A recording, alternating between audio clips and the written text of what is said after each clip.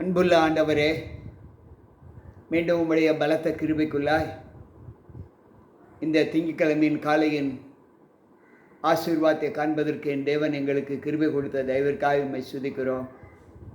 உம்முடைய தயவு, உம்முடைய ஒத்தாசை எங்களோடு இருந்து எங்களை பாதுகாத்து இந்த இரவு முழுவதும் உம்முடைய கிருபையின் கரம் எங்களை மீட்டெடுத்து இந்த திங்கட்கிழமையின் காலையின் ஆசீர்வாதத்தோடு உம்முடைய சமூகத்தில் வந்து நிற்க எங்களுக்கு கிருபை கொடுத்த தயவிற்காக உம்மை துதிக்கிறோம்.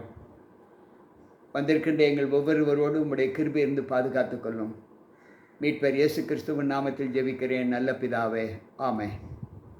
அன்பு பிள்ளைகளே, மீண்டும் கர்த்தருடைய வார்த்தைகளோடு நம்மை இந்த திங்கட்கிழமையின் காலை பொழுது எண்ணெய் செய்த தேவனுக்கு கொடான கொடி ஸ்தோத்திரங்களை ஏறெடுத்து தேவ சமூகத்தில் வந்திருக்கிற உங்கள் அனைவருக்கும் ஆண்டவர் இயேசு கிறிஸ்துவின் நாமத்தின் இந்த நாளின் வாழ்த்துக்களை தெரிவித்துக் கொள்கிறேன். கர்த்தர் நம்மோடு இருப்பாராக. இன்றைக்கும் நாம் 46வது சங்கீதம் 47வது சங்கீதத்தை தியானத்திற்கென்று எடுத்துக்கொள்ளப் போகிறோம். இந்த சங்கீதம் தேவனுடைய மகத்துவங்களை குறித்து சொல்லப்பட்டு இருக்கிற சங்கீதம். தேவன் நமக்கு அடைக்கலமும் பலனும் ஆபத்து காலத்தில் அனுகூலமான துணையுமானவர். ஆகையால் பூமி நிலை மாறினாலும் பர்வதங்கள் அதிர்ந்தாலும் நடு சமுத்திரத்தில் சாய்ந்து போனாலும் அதன் ஜனங்கள் கொந்தளித்து அதன் பெருக்கினால் பர்வதங்கள் அதிர்ந்தாலும் நாம் பயப்படும் என்று சொல்லுகிறார். எந்த நிலையில் இயற்கையின் சீற்றங்களினால் ஆண்டவரால் படிக்கப்பட்ட மலைகள், சமுத்திரங்கள், ஆறுகள் இவைகளெல்லாம் கொந்தளித்து அழிந்து போனாலும் ஆண்டவரை அண்டி இருக்கிற பிள்ளைகளுக்கு ஒரு பயமும் இல்லை என்று இங்கு சங்கீதக்காரர் சொல்லுகிறார். ஒரு நதியில் உண்டு அதை நீர்க்கால்கள் தேவனுடைய நகரத்தையும் உன்னதமானுடைய வாசம் பண்ணும் பரிசுத்த ஸ்தலத்தையும் சந்தோஷிப்பிக்கும். தேவன் அது நடுவில் இருக்கிறார், அது அசையாது. அதிகாலையில் தேவன் அதற்கு சகாயம் பண்ணுவார். ஜாதிகள் கொந்தளித்தது, ராஜ்யங்கள் தத்தளித்தது. அவர் தமது சுகத்தை முழங்க பண்ணினார், பூமி உருகி போயிற்று. ஆண்டவர் தம்முடைய வாயின் வார்த்தைகளை கொண்டு சொல்லுகிற ஒவ்வொரு சொற்களின் நிமித்தம் இந்த தத்தளிப்பு, ஜாதிகளுடைய கொந்தளிப்பு எல்லாமே அழிந்து போயிற்று என்று சொல்லுகிறார். சேனைகளின் கர்த்தர் நம்மோடு இருக்கிறார். யாக்கோபின் தேவன் நமக்கு உயர்ந்த அடைக்கலமானவர். பூமியிலே பால் கடிப்புகள் நடத்துகிறவர்களை கர்த்தருடைய செய்களை வந்து பாருங்கள். நீங்கள் பூமியில் எந்த விதத்திலும் நீங்கள் துன்பங்களையும் துயரங்களையும் உண்டாக்குகிறவர்களே, நீங்கள் கர்த்தருடைய செய்களை வந்து பாருங்கள் என்று சொல்லுகிறார். அவர் பூமியின் ஒரு முனையில் இருந்து மறுமுனை மட்டும் யுத்தங்களை ஓய பண்ணுகிற தேவன். வில்லை ஒடித்து ஈட்டியை முறிக்கிறார், ரதங்களை நெருப்பினால் சுட்டடிக்கிறார். நீங்கள் அமர்ந்திருந்த நானே தேவன் என்று நீங்கள் அறிந்து கொள்ளுங்கள். ஜாதிகளுக்குள்ளே உயர்ந்திருப்பேன், பூமியிலே உயர்ந்திருப்பேன். சேனைகளின் கர்த்தர் நம்மோடு இருக்கிறார். யாக்கோபின் தேவன் நமக்கு உயர்ந்த அடைக்கலமானவர். இந்த 46வது சங்கீதத்திலே தேவன் நமக்கு எவ்வளவு மகத்துவங்களை செய்கிறார், தம்மை கூப்பிடுகிற பிள்ளைகளுக்கு அவர் எவ்வளவு பாதுகாப்பு அளிக்கிறார் என்கின்ற சத்தம், இந்த சத்தியம் இந்த சங்கீதத்திலே காணப்படுகிறது. 47வது சங்கீதம் இப்படி சொல்லுகிறது: பூமியில் உள்ள சகல ஜனங்களை கைகொட்டு தேவனுக்கு முன்பாக கம்பீர சத்தமாய் ஆர்ப்பரியுங்கள். உன்னதமானவராகிய கர்த்தர் பயங்கரமானவரும் பூமியின் மீதெங்கும் மகத்துவமான ராஜாவுமாய் இருக்கிறார். ஜனங்களை நமக்கு வசப்படுத்தி ஜாதிகளை நம்முடைய பாதங்களுக்கு கீழ்ப்படுத்துவார். நமக்கு பிரியமான யாக்கோபின் சிறப்பான தேசத்தை நமக்கு சுதந்திரமாக தெரிந்து கொள்வார். தேவன் ஆர்ப்பரிப்போடும் கர்த்தர் எக்கால சத்தத்தோடும் உயர எழுந்தருளினார். அன்பு பிள்ளைகளே, அவருடைய வார்த்தை எப்படி நம்மை ஆர்ப்பரிக்கிறது? அங்கு தேவனுடைய ஆர்ப்பரிப்பு எவ்வளவு சந்தோஷத்தோடு காணப்படுகிறது என்றால், அவர் தேவன் மிகுந்த ஆர்ப்பரிப்போடும் மிகுந்த வல்லமையோடு உயர எழுந்தருளினார்.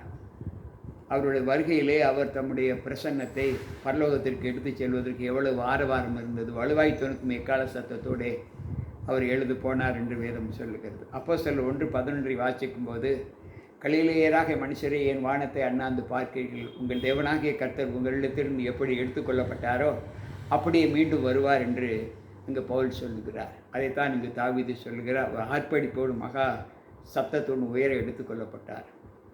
தேவனை போற்றி பாடுங்கள் பாடுங்கள், நம்முடைய ராஜாவை போற்றி பாடுங்கள் பாடுங்கள். தேவன் பூமி அனைத்திற்கும் ராஜா, கருத்துடனே அவரை போற்றி பாடுங்கள். தேவன் ஜாதிகளையும் அரசாளுகிறார்.